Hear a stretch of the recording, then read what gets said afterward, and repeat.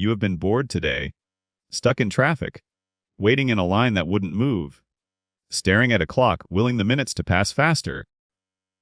You called it the longest day of your life. But you have no idea what a long day actually is. Because somewhere out on the Pacific Ocean, a man once counted not the minutes, but the moons. 15 of them, rising and falling over an empty horizon that never once showed him land.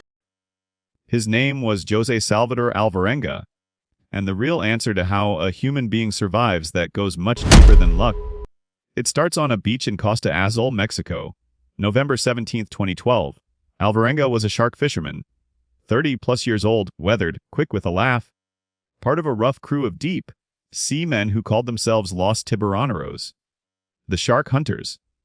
They went where other boats wouldn't, 50 to 100 miles offshore, chasing sharks in small fiberglass skiffs barely bigger than a canoe. He knew a storm was coming. He'd fished through dozens of them. He wasn't afraid. His usual partner couldn't make the trip, so Alvarenga grabbed a young man off the beach, a 22-year-old named Ezequiel Citella Redoba. Redoba had almost no experience at sea. It was supposed to be a 2-day run. Catch the sharks, come home, sell them for pennies a pound. They never came home. The storm hit harder than expected. Wind, rain, waves that swallowed the little boat whole and spat it back out. But it wasn't the storm that doomed them, it was the engine. It died. And a boat with no engine on the open ocean is not a boat anymore. It's a leaf on a river the size of a planet. The currents took them west, away from everything. Think about what that means for a moment. No motor, no sail, no way to steer. Just two men, an empty ice chest, some matches, the clothes on their backs, and thousands of miles of water in every direction. What do?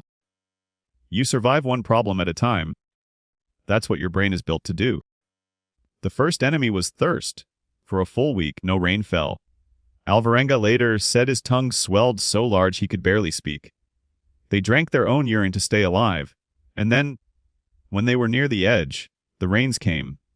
They began collecting floating trash, plastic bottles, an empty oil drum, 72 little containers in all, and suddenly they could store water. That one change kept them breathing. The second enemy was hunger.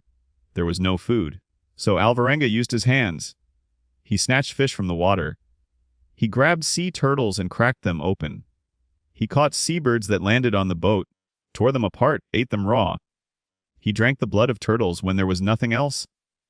To you this sounds like horror. To a starving body, it is simply fuel. And here is the part almost no one understands about survival. The body was never the hardest thing to keep alive. The mind was. Because Ezequiel Redoba could not do it. The young man's body rejected the raw meat, the birds, the blood. He got sick. He stopped eating. And somewhere out on that endless blue, around the 4th month, Ezequiel Citella Redoba simply gave up. He stopped fighting, and he died. Now imagine it. You are alone. Truly alone for the first time in months, on a boat in the middle of nowhere with a dead friend beside you. Alvarenga could not bring himself to move the body. For 6 days he kept it there. He talked to it. He begged it to answer. He thought about following his friend into the water. But he didn't. And why he didn't is the real story here. Your brain, when stripped of everything, does something extraordinary. It builds a world out of nothing. Alvarenga started charting the moon to keep track of time. He held long, detailed conversations with people who weren't there, with his family, with Ezequiel Redoba, with God. To an outsider this looks like madness. It isn't. It's the mind refusing to let go of the one thing that keeps a human alive. A reason. He made himself a promise. If he lived, he would find Ezequiel Redoba's mother and tell her what happened to her son. That promise became an anchor. Every day he fed his mind the same steady diet, hope, family, faith, and it kept the darkness from taking him. Days became weeks. Weeks became months. The boat drifted on. He watched ships pass on the horizon like toys, too far away to see him. Once he saw a container ship and waved and screamed until his voice cracked. It sailed on. Nothing. 6,000 miles. Then more. He crossed nearly the entire Pacific Ocean in a boat with no engine. And then, on January 30th, 2014, 430, 8 days after that storm, he saw it.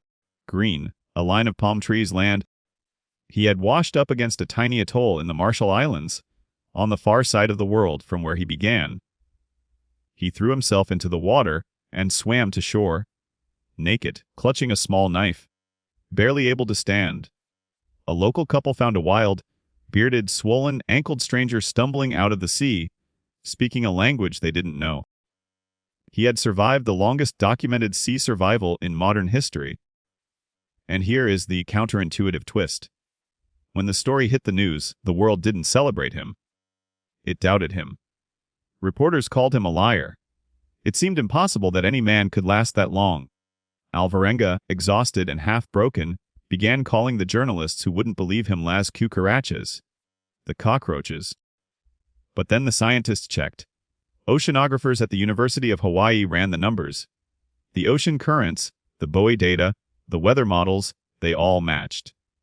A drift of 6,000 miles west, over exactly that span of time, was entirely possible.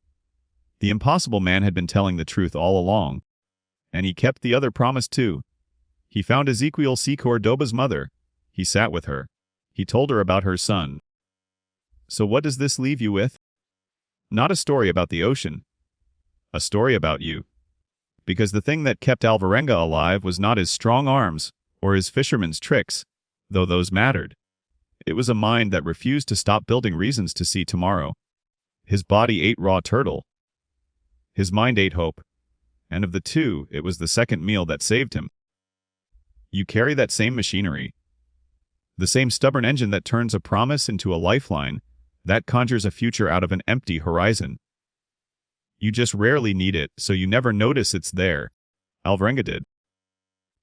So the next time you call it the longest day of your life, stuck in that line, staring at that clock, remember the man who counted 15 moons over an empty sea and still found a reason to keep counting.